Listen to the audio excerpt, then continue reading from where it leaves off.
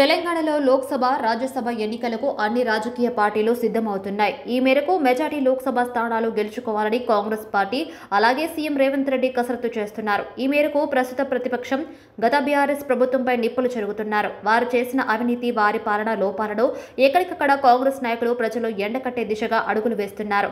ఇప్పటికే కేసీఆర్ ప్రభుత్వం హయాంలో కాళేశ్వరం పేరు చెప్పుకొని భారీగా అవినీతికి పాల్పడ్డారని వస్తున్న ఆరోపణలకు తాజాగా మేడిగడ్డ, అన్నారం బ్యారేజీలు కుంగిపోవడం లాంటి సన్నివేశాలు బీఆర్ఎస్ అవినీతికి బలం చేకూర్చాయి. ఈ మేరకు రాష్ట్రంలో కొత్తగా కొలువు తీరిన కాంగ్రెస్ ప్రభుత్వం కాళేశ్వరంలో జరిగిన అవినీతిపై, ప్రాజెక్టులోని లోపాలపై దూకుడుగా వ్యవహరిస్తుంది. ఈ నేపథ్యంలో గత నెలలో కాళేశ్వరం ముఖ్య ఆఫీసుల్లో విజిలెన్స్ తనిఖీలు కూడా జరిగాయి. ఈ మేరకు కాళేశ్వరం ప్రస్తుత పరిస్థితి, అలాగే డ్యామేజీని సరిచేసేందుకు అయ్యే ఖర్చుపై అంచనాను నివేదికను సమర్పించాలని కాగ్ను కోరింది. దీంతో కాళేశ్వరం ప్రాజెక్టుపై కాగ్ నివేదిక విడుదల చేసింది. తెలంగాణ ప్రభుత్వం కాగ్ నివేదికను అసెంబ్లీలో ప్రవేశపెట్టింది. కాగ్ ఇచ్చిన ఈ నివేదికలో సంచలన విషయాలు బయటకు వచ్చాయి. కాళేశ్వరం ప్రాజెక్టు డిపిఆర్లో 63,352 కోట్లు చూపెట్టగా 1,06,000 కోట్లకు అంచనా వ్యయం పెంచినట్లు కాగ్ తన నివేదికలో స్పష్టం చేసింది. ఇదే సమయంలో మొత్తం ప్రాజెక్టు పూర్తయ్యే వరకు 1,47,427 కోట్లు ఖర్చు అవుతుందని స్పష్టం చేసింది కాగ్. ప్రాజెక్టు కోసం భారీగా రుణాలు తీసుకువచ్చారని తెలిపింది. 15 బ్యాంకులతో 87,000 కోట్లు సమకూర్చుకోవాలని ఒప్పందం చేసుకున్నారంది. రుణాలు చెల్లించడంలో కాలయాపన చేసిందని తెలిపింది. ప్రాజెక్టు నిర్వహణ కోసం ప్రతి సంవత్సరం 700 కోట్ల నుంచి 14,500 కోట్ల వరకు ఖర్చు అవుతుందని చెప్పింది. రుణాలు కట్టడం కోసం మళ్లీ అప్పులు చేయాల్సిన పరిస్థితి ఏర్పడుతుందని పేర్కొంది. కాళేశ్వరం అప్పు కట్టుకుంటూ పోతే 2036లో పూర్తవుతుందని తెలిపింది. కాళేశ్వరం 56 పనుల్లో 13 పూర్తి అయ్యాయని, మిగిలినవి పూర్తి కావాల్సి ఉందని తెలిపింది. 2020-21లోనే రుణాల చెల్లింపు ప్రారంభం కావాల్సి ఉందని, కానీ 9 అగ్రిమెంట్లను వాయిదా వేయాలని కోరినట్టు చెప్పింది.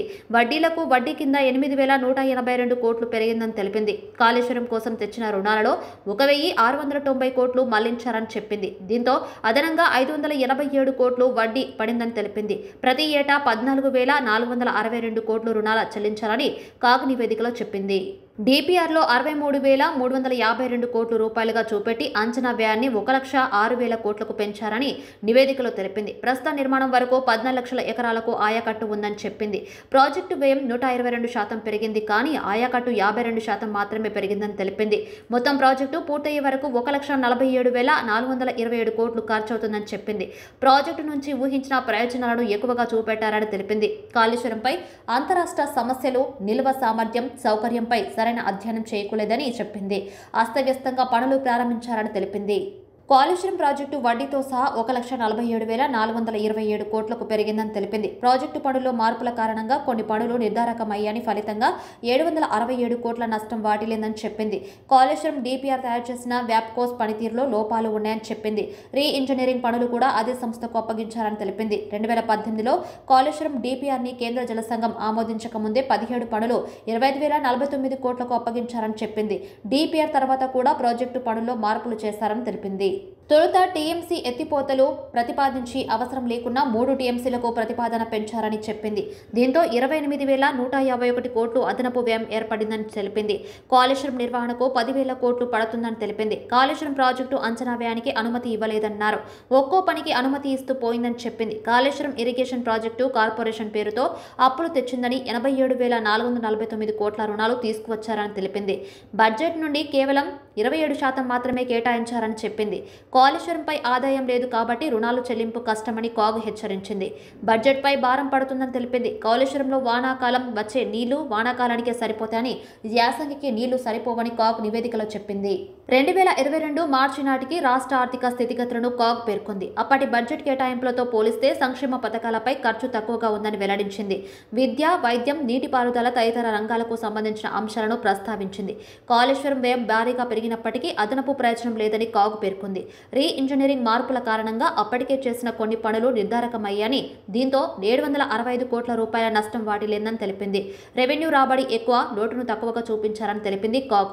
విద్య, వైద్యంపై ఖర్చులో రాష్ట్రం వెనుకబడి ఉందని, మొత్తం వ్యయంలో విద్యపై 8%, ఆరోగ్యంపై కేవలం 4%మే ఖర్చు చేశారంది. ఏపీ, తెలంగాణ మధ్య ఆస్తులు, అప్పుల పంపకంపై పురోగతి లేదని, విభజన ఆస్తుల పంపకాలపై తగినంత దృష్టి పెట్టలేదని తెలిపింది.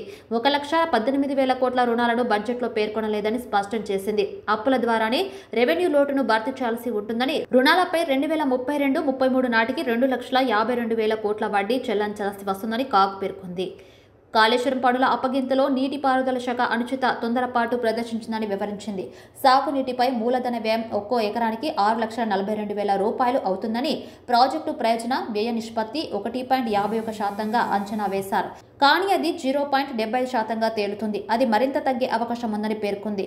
భూకంప సంబంధిత అధ్యయనాలు సమగ్రంగా చేయకుండానే మల్లన్న సాగర్ను నిర్మించారని నివేదికలో కాగు పేర్కొంది.